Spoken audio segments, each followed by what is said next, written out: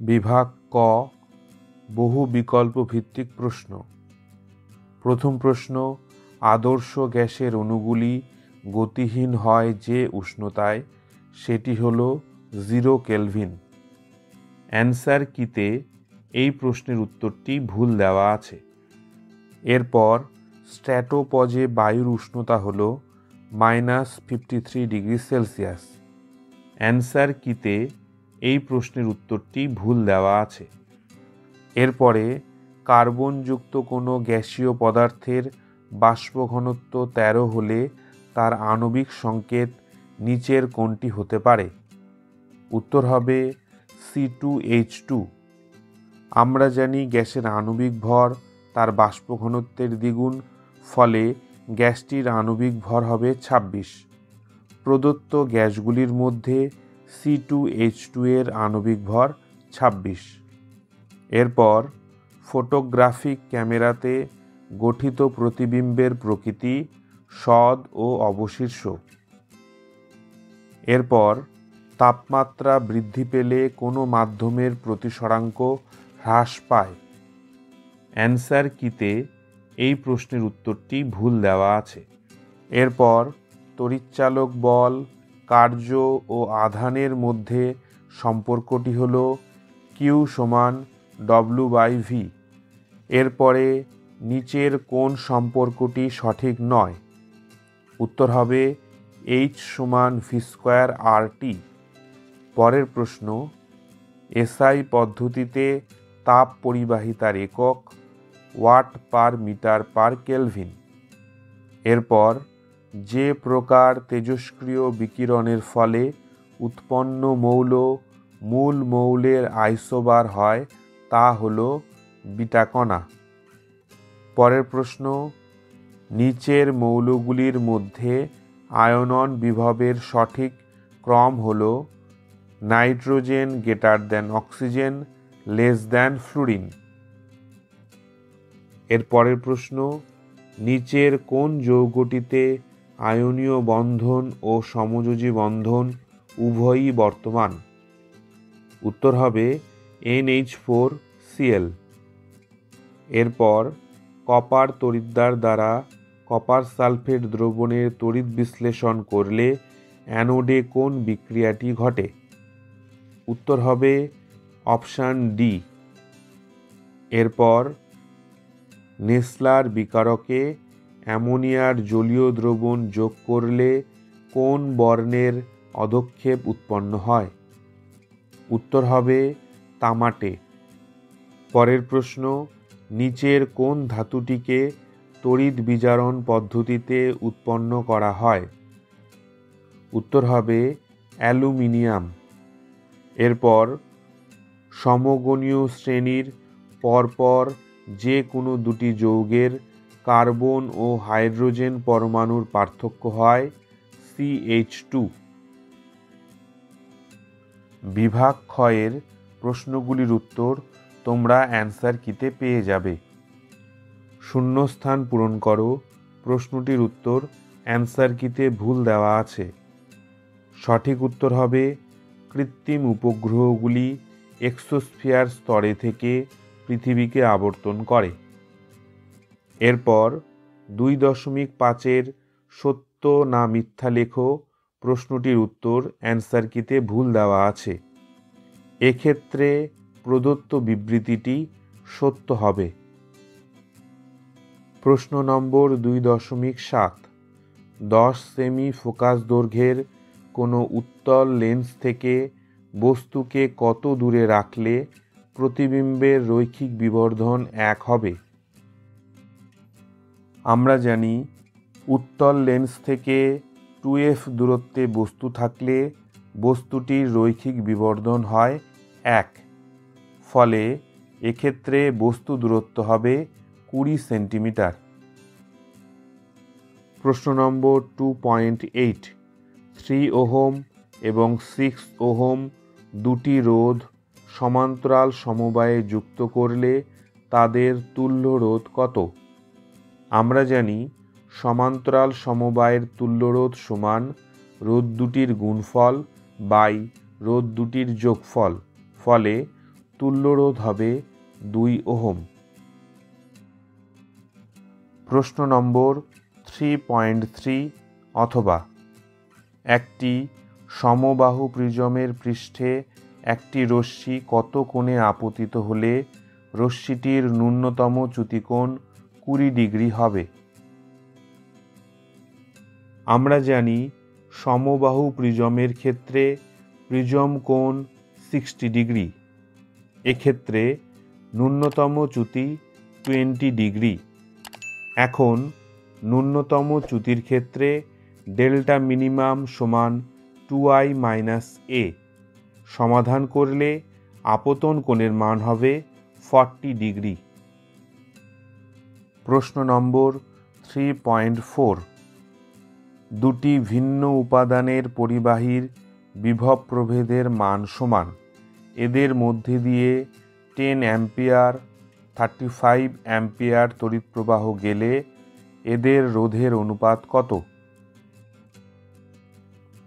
মনে করি পরিবাহী দুটির বিভব প্রভেদ V।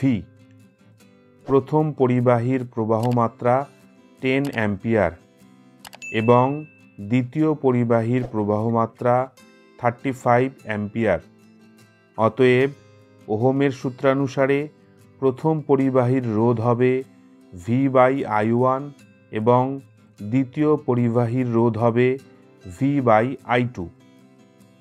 ফলে পরিবাহী দুটির রোধের অনুপাত হবে 7:2। প্রশ্ন নম্বর 4.1 নির্দিষ্ট ভরের একটি গ্যাস 13 ডিগ্রি সেলসিয়াস উষ্ণতায় 520 ঘন সেমি আয়তন অধিকার করে। চাপ অপরিবর্তিত রেখে গ্যাসটিকে উত্তপ্ত করলে গ্যাসের আয়তন বেড়ে 700 ঘন সেমি হয়। গ্যাসটির অন্তিম উষ্ণতা কত ডিগ্রি সেলসিয়াস? এক্ষেত্রে গ্যাসটির প্রাথমিক উষ্ণতা 13 ডিগ্রি সেলসিয়াস অর্থাৎ 286 কেলভিন। প্রাথমিক আয়তন 520 ঘন সেমি। অন্তিম আয়তন 700 ঘন সেমি। অন্তিম উষ্ণতা নির্ণয় করতে হবে। যেহেতু চাপ স্থির তাই চার্লসের সূত্রানুসারে V1/T1 সমান V2/T2। সমাধান করলে গ্যাসটির অন্তিম উষ্ণতা হবে 385 কেলভিন অর্থাৎ 112 ডিগ্রি সেলসিয়াস। প্রশ্ন নম্বর 4.2 এসটিপিতে 89.6 লিটার অ্যামোনিয়া প্রস্তুত করতে কত গ্রাম অ্যামোনিয়াম ক্লোরাইডের সঙ্গে কলিচুন মিশিয়ে বিক্রিয়া করতে হবে? এক্ষেত্রে প্রয়োজনীয় রাসায়নিক বিক্রিয়ার সমীকরণটি লেখা হয়েছে। বিক্রিয়ার সমীকরণ অনুসারে 2 মোল অ্যামোনিয়াম ক্লোরাইড থেকে 2 মোল অ্যামোনিয়া উৎপন্ন হয়। এখন 2 মোল অ্যামোনিয়াম ক্লোরাইডের ভর 107 গ্রাম এবং 2 মোল অ্যামোনিয়ার এসটিপিতে আয়তন 44.8 লিটার।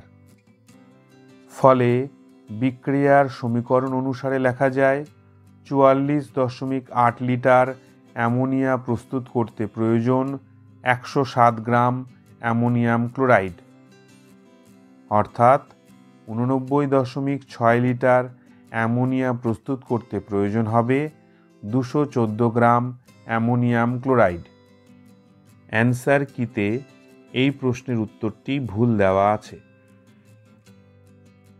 প্রশ্ন নম্বর 4.2 অথবা উত্তপ্ত লোহার উপর দিয়ে স্টিম চালনা করলে ফেরোসোফেরিক অক্সাইড ও হাইড্রোজেন উৎপন্ন হয়। এক্ষেত্রে 8 মোল হাইড্রোজেন উৎপন্ন করতে কত গ্রাম লোহা প্রয়োজন হবে? এক্ষেত্রে প্রয়োজনীয় রাসায়নিক বিক্রিয়ার সমীকরণটি লেখা হয়েছে। বিক্রিয়ার সমীকরণ অনুসারে 3 মোল লোহা থেকে 4 মোল হাইড্রোজেন উৎপন্ন হয়। এখন 3 মোল লোহার ভর 168 গ্রাম। ফলে বিক্রিয়ার সমীকরণ অনুসারে লেখা যায় 4 মোল হাইড্রোজেন প্রস্তুত করতে প্রয়োজন 168 গ্রাম লোহা, অর্থাৎ 8 মোল হাইড্রোজেন প্রস্তুত করতে প্রয়োজন হবে 336 গ্রাম লোহা। প্রশ্ন নম্বর 4.5 অথবা এ ও বি দুটি মাধ্যমে আলোর বেগ 3 × 10⁸ মিটার পার সেকেন্ড এবং 2 × 10⁸ মিটার পার সেকেন্ড। কোনটি লঘুতর মাধ্যম? আমরা জানি লঘুতর মাধ্যমে আলোর বেগ বেশি, ফলে এ মাধ্যমটি হবে লঘুতর মাধ্যম।